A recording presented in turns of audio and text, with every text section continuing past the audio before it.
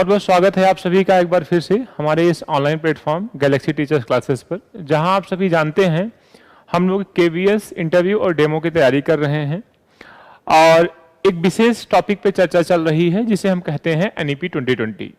शिक्षा में एक क्रांतिकारी परिवर्तन हुआ। फिर से आज तक की तीसरी एनईपी आई 2020 में। इससे पहले 1968 में पहली एनईपी आती है और 1986 में दूसरी एनईपी आती है। उसका रिफॉर्म फॉर्म जो आया प्रोफेसर यशपाल की अध्यक्षता में, वो आता है 1992 में, है ना। तो इतनी बातें अब तक हो चुकी हैं।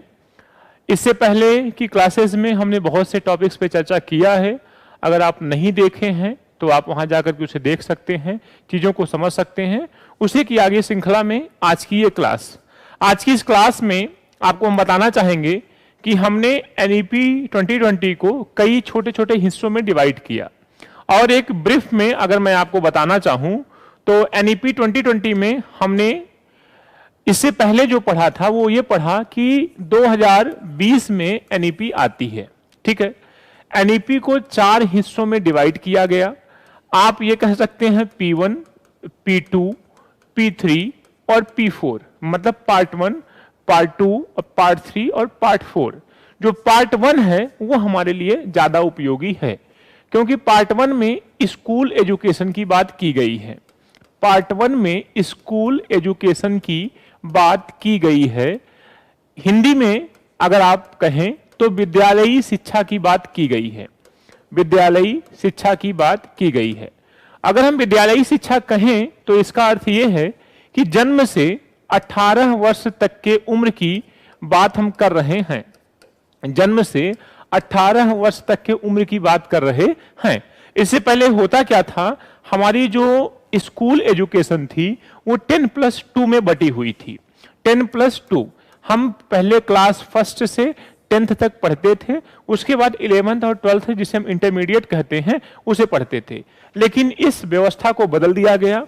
अब पूरे स्कूल एजुकेशन को, पूरे विद्यालयी शिक्षा को हमने 4 भागों में डिवाइड किया, 5, 3, 3 और 4। आज की क्लास में हम इसी को समझेंगे कि 5, 3, 3 और 4 का मतलब क्या है और आने वाले एग्जाम में किस तरीके से ये प्रश्न पूछे जा सकते हैं। उससे पहले आपको समझना ये होगा कि पूरी एनईपी 2020 को 4 भागों में लिखा गया, पार्ट 1, पार्ट 2, पार्ट 3 और पार्ट 4।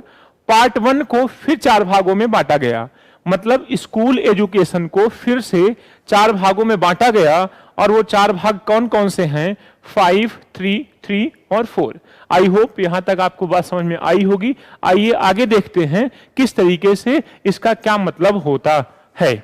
ठीक है, आइए अब देखते हैं स्कूल एजुकेशन। यहां पे हिंदी मीडियम है, यहां पे इंग्लिश मीडियम है। दोनों आपको पीपीटी मिल जाएगी, आप स्क्रीनशॉट कर सकते हैं और आप समझ सकते हैं। आइए बात करते हैं स्कूल एजुकेशन भाग 1 की।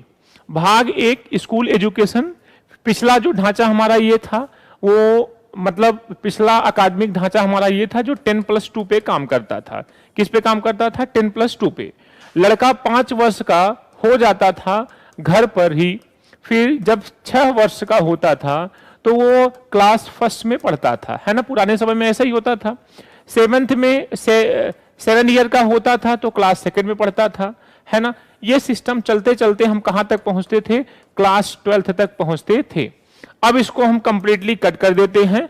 आते हैं हम अपने नए ढांचे पर, नए तरीके पर कि नया तरीका क्या है। नए तरीकों को व्यवहारिक तरीके से हम आपको समझाते हैं, इसे हम इरेज कर रहे हैं। नए तरीके में आप देखेंगे कि हमारी जो एजुकेशन है उसकी शुरुआत होगी 3 वर्ष पूरा करते ही।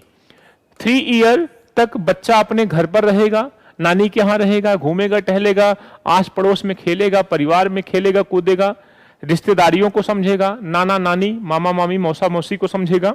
फिर उसके बाद 3 वर्ष जैसे ही उसका पूरा होगा, 4 वर्ष का होते ही उसकी जो सबसे पहली क्लास होगी वो होगी नर्सरी। फिर जब वो 5 वर्ष का होगा तो 5 वर्ष का होते ही उसे पढ़ाया जाएगा LKG, है ना। फिर जब 6 वर्ष का होगा तो उसे पढ़ाया जाएगा UKG, ठीक है, LKG और UKG। बात समझ में आ रही है? अब आते हैं आगे, 7th ईयर का होगा तो क्लास फर्स्ट में होगा, 8th ईयर का होगा तो क्लास सेकंड में होगा। आप इस बात को समझने की कोशिश करिए कि जो हमने 5, 3, 3 और 4 लिखा था, उसमें 5 का मतलब यह है कि बच्चे की 5 क्लास पहले चरण में कराई जाएगी। वो 5 क्लासेस कौन कौन सी होंगी? बच्चे की 5 क्लास जो होगी वो पहले चरण में कराई जाएगी। और वो 5 क्लासेस होंगी कौन कौन सी? वो होगी nursery, LKG, UKG, class first और क्लास सेकेंड। इसी को हमने क्या नाम दिया? 5, है ना। और किस वर्ष से किस वर्ष तक एजुकेशन होगी? 4 ईयर से लेकर के 8 ईयर्स तक उसकी एजुकेशन होने वाली है। 3 से 8 लिखा जाएगा, 3 को छोड़ दिया जाएगा और चौथे साल से वो नर्सरी में जाने वाला है। एक बात मैं आपको और बताना चाहता हूं कि इस 3 क्लास को, ये जो 3 क्लासेस हैं, नर्सरी, LKG, UKG, इसे हमने बाल वाटिका नाम दिया। इसे हमने क्या नाम दिया? बाल वाटिका। या इसी को हमने एक और नाम दिया जिसे हम कहते हैं आंगनवाड़ी, या इसी को हमने एक और नाम दिया जिसे हम कहते हैं प्री प्राइमरी, है ना। इसे हमने क्या नाम दिया?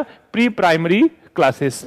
तो अगर आपसे प्रश्न पूछा जाए कि प्री प्राइमरी, बाल वाटिका, आंगनवाड़ी से क्या मतलब है, तो हमारी नर्सरी, LKG और UKG की कक्षाओं को हम इस हेडिंग के अंतर्गत देखेंगे। आइए अब नेक्स्ट 3 का मतलब समझते हैं। ऐसे आप बढ़ाते चलिए। जब बच्चा 9 साल का होगा तो अब वो 3rd में जाने वाला है। जब बच्चा 10 साल का होगा तो 4th में जाने वाला है। और 11th ईयर का होगा तो 5th में होगा। मतलब 3 कक्षाएं यहां पर और पूरी हो जाती हैं, जिसे हम 3 से डिनोट करते हैं। आगे बढ़ते हैं। फिर आइए, नेक्स्ट 3 का मतलब क्या है? जब बच्चा 12 साल का होगा तो वो होगा 6 में। याद रखिएगा, ऐसे ही प्रश्न पूछे जाएंगे। यदि कोई बच्चा क्लास 6 में पढ़ता है तो उसकी एज क्या होनी चाहिए, या यदि कोई बच्चा 12 साल का है तो वो कौन सी क्लास में पढ़ेगा, ये चीजें आपको ध्यान रखनी है। अब जब 13 साल का होगा तो वो 7th में, और जब वो 14 साल का होगा तो क्लास 8th में पढ़ेगा। ये नेक्स्ट 3 का मतलब हो गया। आइए 4 का मतलब समझते हैं। 4 का मतलब ये है कि जब वो 15 साल का होगा तो, एक मिनट, जब वो 15 साल का होगा तो 9th में होगा, और जब 16 साल का होगा तो 10th में होगा, और जब 17 साल का होगा तो 11th में होगा, और जब 18 साल का होगा तो 12th में होगा। ये मतलब हो गया इसका 4 का। तो आपने देखा कि जैसे ही उसकी किशोरावस्था पूरी होती है, वैसे ही वो अपनी स्कूल एजुकेशन को भी पूरा कर लेगा। अगर वो फेल नहीं हुआ, अगर वो किसी बीमारी का शिकार नहीं हुआ तो, है ना। अगर वैसा होता है तो उसके लिए तो फिर कुछ नहीं कहा जा सकता। लेकिन जो एक मतलब सिस्टम है हमारा, वो ये मानता है कि 18 साल पूरा होते ही तुम्हारा क्लास 12th पूरा हो जाना चाहिए। आइए और कैसे प्रश्न बन सकते हैं वो भी हम देखते हैं।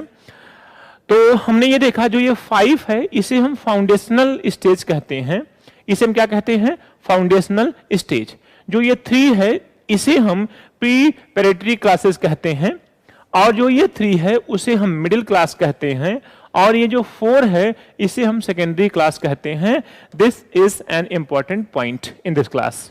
इस क्लास का ये इंपॉर्टेंट पॉइंट है, इस नाम से भी आपसे क्लास पूछी जा सकती है। तो आई होप ये क्लास आपको समझ में आई होगी।